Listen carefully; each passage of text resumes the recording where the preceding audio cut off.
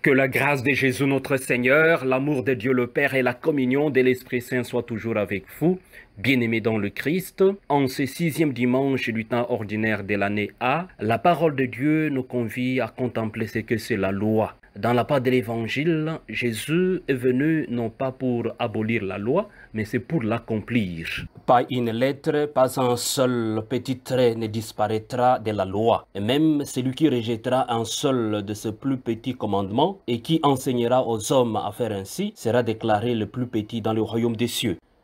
Bien-aimés dans le Christ, dans la loi de Dieu, tout se réalise d'une façon correcte, car l'homme n'a pas droit de faire le tri, de corriger la loi ou d'amender la loi du Seigneur. Seul l'orgueil peut pousser l'homme à croire qu'il peut juger les préceptes divins. Cette pensée est fausse, bien-aimés dans le Christ. Les commandements de Dieu ne sont pas des contraintes qui limitent notre capacité à aimer, mais des guides sûrs, éclairant notre route vers la maison du Père, bien-aimés dans le Christ. Ils sont le lieu où manifester concrètement notre volonté de vivre en fils et en fille de Dieu. Donc la loi du Seigneur, les commandements du Seigneur ne nous barrent pas la route. Les commandements du Seigneur ne tropient pas notre vie. Les commandements du Seigneur ne foulent pas au pied notre vie. Mais les commandements du Seigneur sont là pour nous guider, bien-aimés dans le Christ. Et même quand on voit dans la philosophie de Jean-Jacques Rousseau, quand il écrit son livre intitulé « Les contrats sociaux aux principes des vies politiques », il distingue deux sortes de citoyens. Les citoyens silencieux, c'est-à-dire celui qui l'accepte comme devoir et agir ainsi pour le bien de la communauté.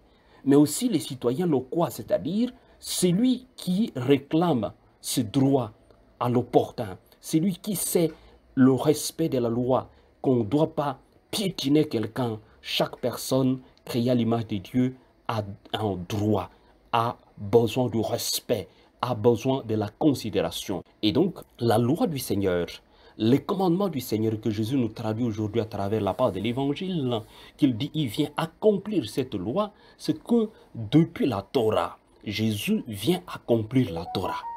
Il ne vient pas la détruire, il vient l'accomplir. Bien-aimés dans le Christ, ne pensez pas que je suis venu abolir la loi ou le prophète, mais accomplir cela. Aujourd'hui, l'on respecte beaucoup les différentes religions. Toutes expriment la recherche de la transcendance par l'homme, la recherche de l'au-delà, des réalités éternelles. Par contre, dans le christianisme, qui plonge ses racines dans le judaïsme, ce phénomène est l'inverse du cas précédent. C'est Dieu qui cherche l'homme. Voilà. C'est Dieu qui est à notre rencontre. C'est Dieu qui voudrait que nous puissions vraiment nous en sortir réellement pour que sa loi soit mise au fond de notre cœur. Il est dit d'ailleurs, je mettrai ma loi au fond de votre être.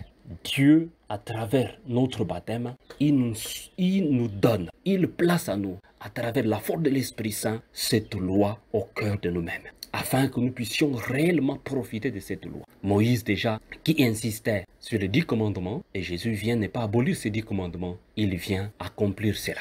Mais parfois, nous n'acceptons pas la loi facilement. Nous n'acceptons pas la loi facilement parce que cela ne nous arrange pas. Parce que cela ne nous guide pas selon ce que nous voulons nous. Au fait, c'est de notre côté en réalité, cela devient une loi égoïste. Loi égoïste, pourquoi? Parce que c'est la loi du plus fort.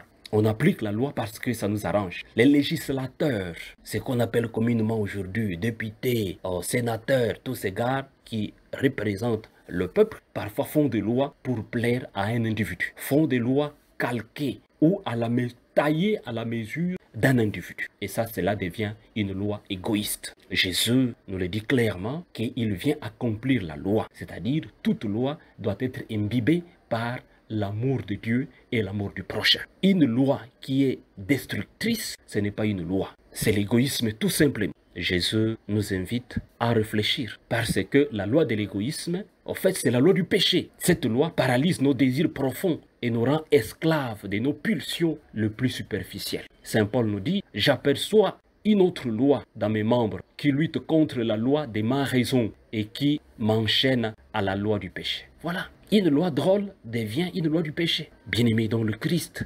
Et cela devient un grand conflit au-dedans de nous-mêmes. Mais nous savons qu'à travers le prophète Ézéchiel, Dieu dit, je vous donnerai un corps nouveau et je mettrai en vous un esprit nouveau. J'ôterai de votre chair le cœur de pierre et je vous donnerai un cœur de chair. Je mettrai mon esprit en vous et je ferai que vous marchiez selon mes lois. Voilà, marcher selon les lois du Seigneur.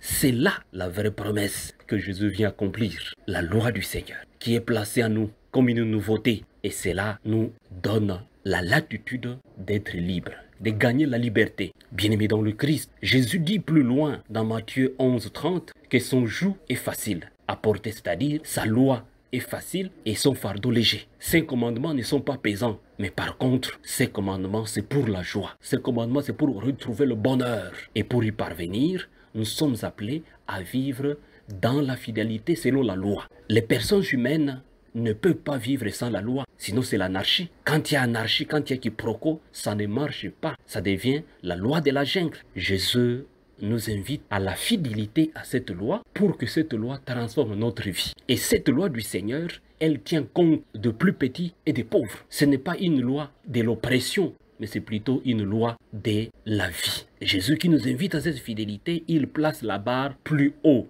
pour dire nous devons vivre de la fidélité absolue. Que notre oui soit oui et notre non soit non. Pas de mélange, pas de tripotage, pas de chuchotement, mais plutôt nous placer entre ses mains afin que la loi nous transforme. Parce que nous le savons, la loi ne peut pas tropiller, ne peut pas détruire. La loi doit toujours transformer. La loi doit toujours donner la vie. La loi doit toujours apporter la nouveauté dans une communauté de peuples. Et Jésus le Christ, il est lui-même la loi. Il est lui-même la vie. Il est lui-même l'amour. Attachons-nous à lui. Soyons branchés à Jésus le Christ afin que la loi soit pour nous cette joie de vivre et non pas un fardeau. Recevez la bénédiction du Seigneur au nom du Père et du Fils et du Saint-Esprit. Amen.